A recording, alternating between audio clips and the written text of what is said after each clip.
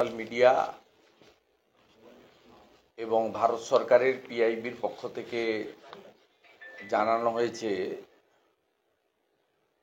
যে বেশ কয়েকটি ভাষাকে ধ্রুপদী ভাষার মর্যাদা দেওয়া হয়েছে। তার মধ্যে আমাদের মিষ্টি ভাষা, আমাদের মাতৃভাষা বাংলাকেও স্বীকৃতি দেওয়া হয়েছে মাননীয় প্রধানমন্ত্রী নরেন্দ্র মোদীজির পৌরোহিত্যে ভারত সরকারের মন্ত্রিসভার মিটিংয়ে। ইতিমধ্যে এই বিষয়ে ভারত সরকারের পক্ষ থেকেও বিস্তারিত তথ্য এসেছে এবং বিভিন্ন রাজনৈতিক ব্যক্তিত্ব, প্রশাসনিক ব্যক্তিত্ব, ভাষাবিদ, শিক্ষাবিদ, বাংলা ভাষাকে নিয়ে যারা চর্চা করেন, পড়াশোনা করেন, বাংলা ভাষাকে যারা নানাভাবে সমৃদ্ধ করেছেন, তারাও এই বিষয়ে তাদের মতামত দিয়েছেন। ঠিক অন্য বিষয়ের মতো এই বিষয়েও ভারত সরকার প্রধানমন্ত্রীকে ধন্যবাদ জানানোর পরিবর্তে পশ্চিমবাংলার মুখ্যমন্ত্রীর পক্ষ থেকে কৃতিত্বের দাবি করা হয়েছে। আমি রাজ্যের বিরোধী দলনেতা হিসেবে পশ্চিমবঙ্গ সরকার বা সংশ্লিষ্ট রাজ্য সরকারের দপ্তরকে উপেক্ষা বা বিরোধিতা করছি না, কারণ এটা তৃণমূলের কাজ। স্বাভাবিকভাবে রাজ্য থেকে প্রয়োজনীয় তথ্য ভারত সরকারকে দিতে তারা বাধ্য। এর বাইরে গিয়েও ভারত সরকার এই বিষয়ে অনেকগুলি বিশেষজ্ঞ কমিটি এবং তথ্য সংগ্রহ করে ক্যাবিনেট চূড়ান্ত সিদ্ধান্ত নিয়েছেন। মুখ্যমন্ত্রী তার রাজনৈতিক চিন্তাভাবনা এবং কেন্দ্রীয় সরকার, সে যে দলেরই হোক, ভারত সরকারকে অবজ্ঞা, বিরোধিতা, নিন্দা, তার যে চিরাচরিত বিষয় রয়েছে সেটা তিনি করবেন। তার বাইরে তার বেরিয়ে আসার কোনো জায়গা নেই। কিন্তু আমরা সবাই বাঙালিরা ভারতবর্ষের প্রধানমন্ত্রী এবং তার ক্যাবিনেট, ভারত সরকারকে এই বিষয়ে কৃতজ্ঞতা জ্ঞাপন করছি। এর ফলে কেন্দ্রীয় মানব সম্পদ উন্নয়ন মন্ত্রকের দ্বারা দুটি আন্তর্জাতিক পুরস্কার দেওয়া হবে এই ভাষার বিজ্ঞদের। এই ভাষাগুলির সম্পর্কে পড়ার জন্য সেন্টার ফর এক্সিলেন্স স্থাপনা করা হবে। প্রতিটি কেন্দ্রীয় বিশ্ববিদ্যালয়ে এই ভাষাগুলির প্রচার ও প্রসারের প্রয়াস নেবে। এটি একটি বাঙালির শ্রেষ্ঠ উৎসব দুর্গোৎসবের প্রাক্কালে নবরাত্রি চলাকালীন দেবীপক্ষ তথা মাতৃপক্ষে আমাদের একটি বড় উপহার বলে আমরা মনে করি। আমাদের চেষ্টা করতে হবে বাংলাতে বলা, বাংলাতে লেখা, বাংলাতে স্বাক্ষর করা যতটা বেশি সম্ভব এর প্রচার এবং প্রসারের সাথী হওয়ার জন্য। তাই ভারত সরকার, ভারতবর্ষের প্রধানমন্ত্রীকে আমরা ধন্যবাদ জ্ঞাপন করি এবং নিশ্চিতভাবে পশ্চিমবাংলা সহ বাংলাভাষীদের কাছে এটি একটি গুরুত্বপূর্ণ প্রাপ্তি তথা স্বীকৃতি বলে আমরা মনে করি। কমপ্লিটলি ভোট ব্যাংকের রাজনীতির জন্য করা হয়, কারণ মুসলিম ভোটকে সাথে রেখে কিছু নন মুসলিম ভোট ব্যাংককে সঙ্গে নেওয়ার একটা গাণিতিক প্রয়াস। এটা পশ্চিমবাংলার তৃণমূল কংগ্রেস, মমতা ব্যানার্জির যে পাটিগণিতের একটা হিসাব রয়েছে, 45% ভোট দরকার সরকারে আসার জন্য। সেই কারণে তিনি খুব সূক্ষ্মভাবে এই কাজটা করেন এবং তিনি দুটো তার উইংস রেখেছেন। একটা যাদবপুরে মাওবাদীদের উইংস, যারা সারা বছর বিপ্লবের কথা বলেন আর ভোটের সময় no vote to Modi, no vote to BJP করেন। আর আরেকটা বাংলা পক্ষ, যারা হিন্দি ভাষীদের বিশেষভাবে লাঞ্ছিত, অপমানিত এই করার কাজটা করেন এবং তারা তৃণমূল কংগ্রেসের হয়ে ভোটটা করেন। সম্প্রতি শিলিগুড়িতেও এসএসবির পরীক্ষা দিতে আসা ডোমিসাইল সার্টিফিকেট জাল হলে তার ব্যবস্থা নেওয়ার জন্য পুলিশ আছে। বাংলা পক্ষের মমতা ব্যানার্জির শাখা সংগঠনের এটা দায়িত্ব নয়। যেভাবে দুজন ছাত্রকে, শিক্ষার্থীকে কান ধরে উঠবোস করানো হয়েছে, যে ভাষায় তাদের ভাষা প্রয়োগ করা হয়েছে, এটা পশ্চিমবাংলার ক্ষেত্রে খুব লজ্জার বিষয়। কারণ এই রাজ্যে 2 কোটির বেশি মানুষ, তারা বহু ভাষাভাষীর, তারা বাংলা বাঙালিকে নিজেদের মতো করে মনে করে নিয়েছেন। অতএব ভারত সরকার বা বিজেপি কখনোই বাঙালি বা বাংলা বিরোধী নয়। এবং ভারতীয় জনতা পার্টির যিনি প্রতিষ্ঠাতা, যার আদর্শে এই দল ভারতীয় জনসংঘ থেকে ভারতীয় জনতা পার্টিতে পরিণত হয়েছেন, তিনি একজন কৃতি বাঙালি, যিনি স্বাধীনতার পরে প্রথম মন্ত্রিসভার শিল্পমন্ত্রী, পরবর্তীকালে শিক্ষামন্ত্রী হয়েছিলেন, ডক্টর শ্যামাপ্রসাদ মুখার্জি, যার লড়াইতে 1947 সালের 20 জুন পশ্চিমবঙ্গ ভারতভুক্তিতে স্থান পায়। নইলে আমাদের আজকের বাংলাদেশ আগের পূর্ব পাকিস্তানে থাকতে হতো। সাথে সাথে আমাদের ভারতীয় জনতা পার্টির যে কোনো কর্মসূচিতে আমরা বন্দে মাতরম দিয়ে শুরু করি, যার স্রষ্টা ঋষি বঙ্কিমচন্দ্র।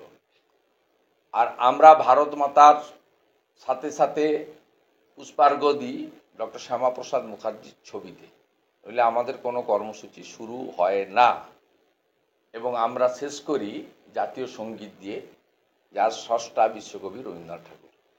অর্থাৎ আদ্যপান্ত বাংলা বাঙালির সংস্কৃতি ভারতীয় জনতা পার্টি মেনে চলে। তাই স্বাধীনতার 75 বছর পেরিয়ে আমরা অনেক এগোতে শুরু করেছি 100 বছরের দিকে।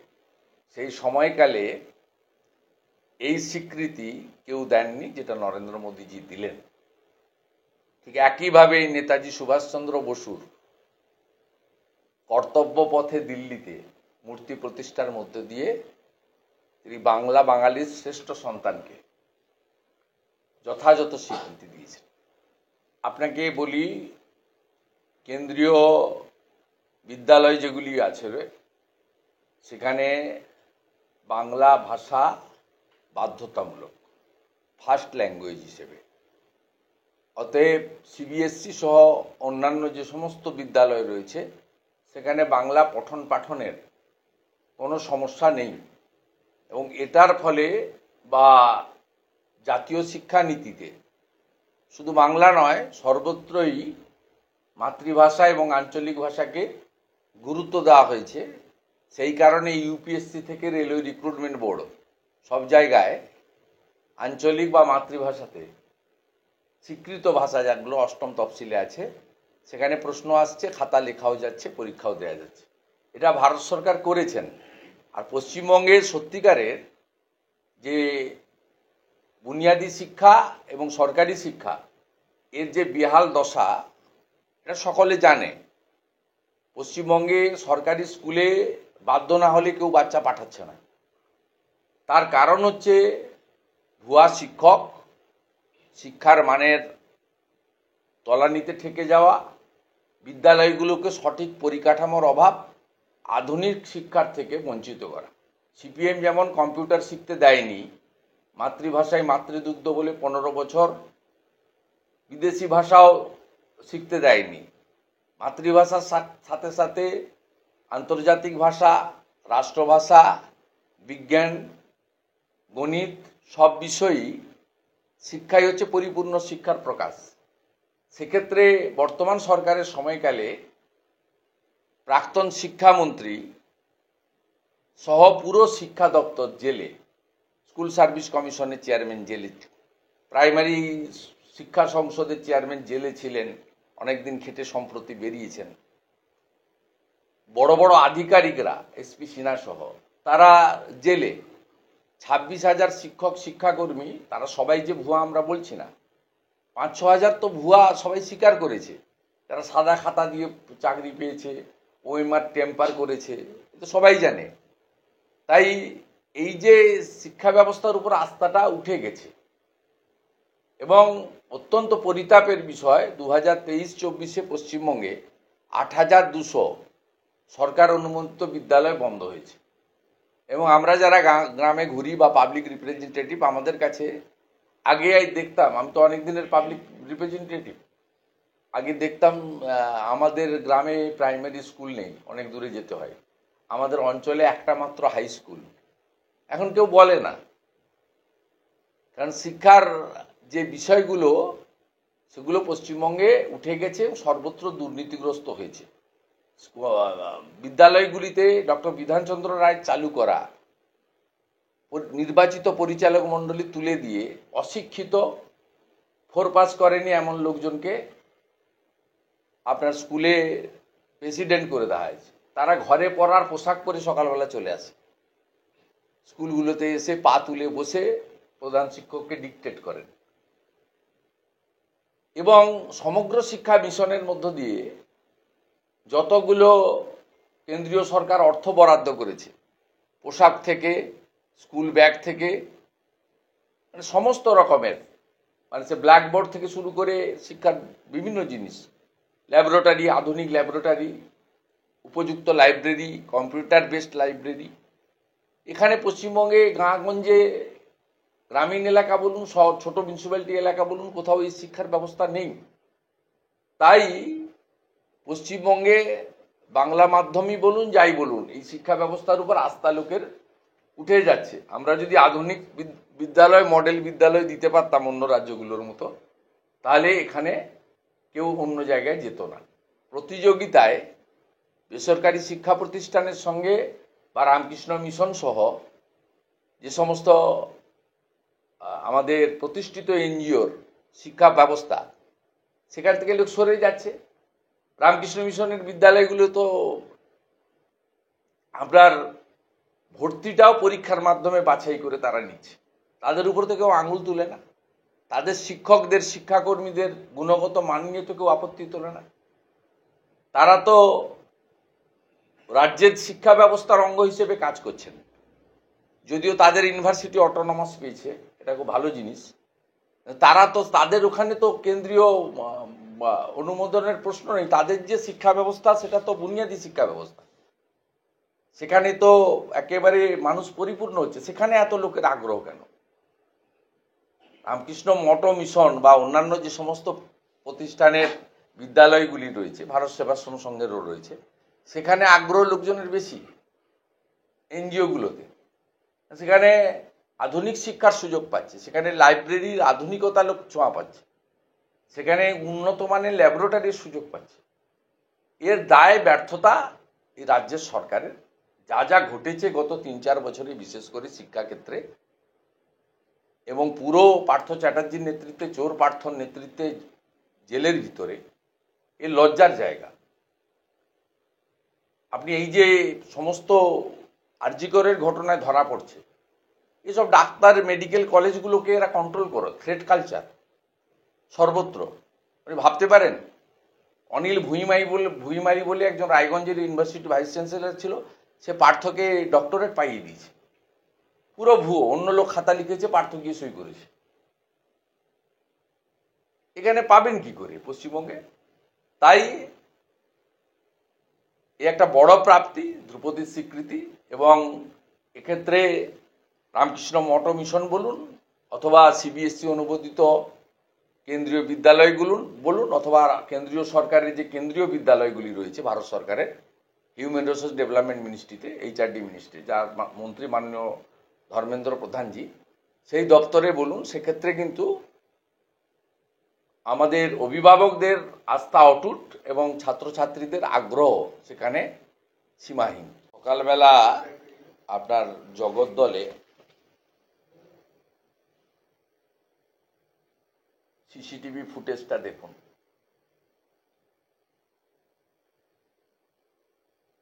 অর্জুন সিংকে ডাইরেক্ট প্রচারের সময় মমতা বন্দ্যোপাধ্যায় থ্রেট করে এসেছিলেন লোকসভা ভোটের সময়। দেখুন এরা কারা, চিহ্নিত সমস্ত লোক, তৃণমূলের কাউন্সিলরের ভাই, তৃণমূলের নেতা সোমনাথ শ্যাম এবং পার্থ ভৌমিকের সমস্ত ডান হাত বাঁ হাত, এবং এই টিম গ্যাং অফ গুনস এরা 28 তারিখে নবান্ন অভিযানের পুলিশি বর্বরতার প্রতিবাদে যে বন্ধ হয়েছিল, প্রিয়াঙ্কু পাণ্ডের উপরে যে প্রকাশ্যে গুলি চলেছিল, এই টিম গুলি এবং বোম। আপনারা শুনলে খুশি হবেন, এনআইএ ওই মামলাটা সম্প্রতি নিয়েছে। এনআইএ এই মামলাটা সম্প্রতি নিয়েছে প্রিয়াঙ্কু পাণ্ডের কেসটা। অর্জুন সিং মহোদয়ের পক্ষ থেকে এফআইআর করা হয়েছে জগদ্দল থানায় এবং একজনকে গ্রেপ্তার করা হয়েছে যে আসল অপরাধী নয়, শুধুমাত্র আইওয়াসের জন্য। আমার সঙ্গে অর্জুন সিংজির 3-4বার কথা হয়েছে এবং আমরা সর্বস্তরে জানিয়েছি আমরা ব্যারাকপুর কমিশনারেট এবং জগদ্দল থানার বিরুদ্ধে, যেহেতু সিসিটিভি ফুটেজে পরিষ্কার দেখা গেছে পুলিশ তাদেরকে গ্রেপ্তার করার প্রতিবাদে যারা বোমা গুলি ছুঁড়ছিল, পাথর ছুঁড়ছিল, তাদেরকে কার্যত আদর করে সরাচ্ছিল। তাই পুলিশের বিরুদ্ধে অর্জুন সিং মহোদয় উচ্চ আদালতে যাবেন, এই সিদ্ধান্ত অর্জুন সিং মহোদয়ের সঙ্গে আমার কথাই হয়েছে। আর 28 তারিখে প্রিয়াঙ্কু পাণ্ডের ঘটনা যেহেতু এনআইএ নিয়েছে, স্বাভাবিকভাবে আমি দাবি করব এনআইএ যেন দ্রুত মামলার তদন্ত শুরু করেন এবং যাদের ডাইরেক্ট দেখা গেছে তাদেরকে ধরে, এদেরকে যারা পাঠিয়েছিল বিধায়ক সোমনাথ শ্যাম এবং সাংসদ পার্থ ভৌমিক, তাদের বিরুদ্ধে অবিলম্বে ব্যবস্থা গ্রহণ করে। এবং আমি ব্যারাকপুর, ভাটপাড়া, জগদ্দল, নোয়াপাড়া সহ ওই এলাকায় যারা সন্ত্রস্ত হয়ে আছেন পুলিশের মদতে তৃণমূলী গুন্ডাদের জন্য, যারা জেড ক্যাটাগরির প্রোটেক্টি, সিআইএসএফ প্রোটেক্টি অর্জুন সিংয়ের উপরে যদি দিনের বেলা সকাল 8টায় প্রকাশ্যে সিসিটিভির সামনে ডোন্ট কেয়ার ভাব in presence of local police যদি এই জিনিস করতে পারে, সাধারণ মানুষের কোনো নিরাপত্তা নেই। কারণ সকলের কাছে তো আর জেড ক্যাটাগরি বা প্রোটেকশন নেই স্টেট বা সেন্ট্রালের। তাদেরকে আমি অ্যাসিওর করতে পারি যে গত 2-3 বছরে বেশ কিছু এই ধরনের হুলিগানিজম হয়েছে। 2022 সালে লক্ষ্মী পুজোর দিন মুমিনপুর, ইকবালপুরে হয়েছে, আমরা ঠান্ডা করেছি। 2023-এর রামনবমীর দিন রিসড়া, হাওড়ার শিবপুর এবং ডালখোলাতে হয়েছিল, সেখানেও আমরা ঠান্ডা করেছি। 28শে আগস্ট প্রিয়াঙ্কু পাণ্ডের ঘটনা এবং আজকে অর্জুন সিংয়ের ঘটনা, এটাকেও আমরা ঠান্ডা করব, এইটুকু আমি ওখানকার মানুষকে আশ্বস্ত করতে পারি, চাই লিডার অফ অপোজিশন হিসেবে। আছে, আমি তো সোশ্যাল মিডিয়া পোস্ট করেছি, অর্জুন সিংজিও পোস্ট করেছে, আপনারাও দেখিয়েছেন। তৃণমূলের নেতা, একজন তো কাউন্সিলরের ভাই Singh, Namit Singh. This is Namit Singh and accused in the NIA cases এবং son of 18 number ward councillor. ইনি হচ্ছেন 18 নম্বর ওয়ার্ডে তৃণমূল যে কাউন্সিলর, তার ছেলে। কনাইভেন্স উইথ টিএমসি, মানে কনাইভেন্সও নয়, directly involvement of TMC. Naturally এটা ছাড়া হবে না। This is last incident. আর 28 তারিখের কেস যেহেতু এনআইএ নিয়ে নিয়েছে, আজকে ময়নার বাগচারও বিজয় ভূঁইয়ার কেসের যারা অ্যারেস্ট হয়েছিল তারা বেল নিতে গেছিল হাইকোর্টে, হাইকোর্ট বেল দেয়। হাইকোর্ট কি করবে তার ব্যাপার, কিন্তু আমরা এগুলো ছাড়বো না। তৃণমূলের ঔদ্ধত্যটা হচ্ছে দুটো কারণে। একটা হচ্ছে law and order state subject. Central government law and অর্ডারে ঢুকতে পারে না। আপনাদের আমি বারবার বলেছি যে সেকশন 3/4 থাকলেই এনআইএ হতে পারে এক্সপ্লোসিভ, নইলে করা যেতে পারে না। এখানে বহু এনআইএ ফিট কেসকে ফায়ার ক্রেকারের বলে চালিয়ে দেওয়া হয়েছে। আবার কোথাও কোথাও পারেনি, যেমন বাঁকুড়া সালতোড়ার কেসে পারেনি। ওখানে সন্তোষ মণ্ডল বলে একজন পাথর মাফিয়া আছে, ডিনামাইট ক্যারি করাচ্ছিলেন, তৃণমূলের ব্লক সভাপতি সালতোড়া। ওই কেসেও আমরা এনআইএ দাবি করেছি এবং এনআইএ সেকশনও আছে ওখানে। সিবিআইয়ের কেসের ক্ষেত্রেও 3টে পদ্ধতিতে হতে পারে। একটা সেন্ট্রাল গভর্নমেন্টের অর্গানাইজেশন হলে সিবিআই ডাইরেক্ট নিতে পারে, রেল, পোর্ট ইত্যাদি। দ্বিতীয় হচ্ছে রাজ্য সরকারকে রেকমেন্ড করতে হয় যে এই কেসটা আপনি সিবিআই নিন, তাহলে হতে পারে। আর তৃতীয় হতে পারে কোর্ট থেকে। যেমন আরজি করের কেস, আমি ফার্স্ট পিটিশনার ছিলাম কোর্টে, ওনার ফ্যামিলি এসছে পরের দিন লাস্ট আওয়ারে। চিফ জাস্টিসের বেঞ্চ দিয়েছে, সুপ্রিম কোর্ট কন্টিনিউ করেছে। স্বাভাবিকভাবে ল অ্যান্ড অর্ডার স্টেটের হাতে, আর এখানে পুলিশ কমপ্লিট ক্যাডার। পৃথিবীর কোথাও পাবেন না ধর্ষক জেলে, ওই যেখানে ধর্ষণ হয়েছে সেই প্রতিষ্ঠানের যিনি কি পার্সন, অফিসিয়াল পার্সন অর্থাৎ সুপার জেলে, আর ওইখানকার থানার ওসি জেলে। একই জেলে সঞ্জয় রায়, অভিজিৎ মণ্ডল, সন্দীপ ঘোষ। এই দৃশ্য, এই যে একবারে প্রীতিপূর্ণ মিলন, এ পৃথিবীর কোথায় পাবেন আপনি? ভারতবর্ষের কোনো রাজ্য তো পাবেনই না, পৃথিবীর কোথাও পাবেন না। ধর্ষক জেলে, ধর্ষকের প্রোটেক্টররা জেলে, আর প্রমাণ লোপাটকারী পুলিশও জেলে। আপনার বাড়িতে কিছু ঘটলে আপনি কাকে ফোন করবেন, নেতাকে না পুলিশকে? পুলিশকে ফোন করবেন, পুলিশ জেলের ভিতরে। তাই এখানকার পুলিশ হচ্ছে ক্যাডার। তারা মমতা বন্দ্যোপাধ্যায় এবং তার ভাইপো এবং তাদের সেবা করার কাজ করে, এই নির্বাচনের কাজ করে, তৃণমূলের হয়ে তোলা তুলে দেয়। আপনারা শুনলে অবাক হয়ে যাবেন, এই যে 85,000 টাকা ট্যাক্স পেয়ারদের দেওয়া হয়েছে পুজো কমিটিতে, প্রত্যেকটা থানা 10,000 থেকে 20,000 টাকা করে নিয়েছে কমিটির কাছ থেকে। প্রত্যেকটা থানা আগে নগদে টাকা দিয়েছে, মিনিমাম 10,000, কোথাও 20,000। আমাকে অনেক, অন্তত 100 পুজো কমিটি বলেছে। তারা বলেছে দাদার নাম প্রকাশ করবেন না, পুজো ডিস্টার্ব করবে। অতএব এই জায়গায় দাঁড়িয়ে আপনি যে প্রশ্ন করলেন তার উত্তর এটাই, রক্ষকই এখানে ভক্ষক। আর মমতা ব্যানার্জির ডোন্ট কেয়ার ভাব আছে। 30% রিজার্ভ ভোট রয়েছে, 500 টাকা ছিল ভাতা, লোকসভার আগে 1000 করে দিয়েছে, আবার বিধানসভার আগে 200 বা 300 বাড়িয়ে দিল, হয়ে যাবে কাজ।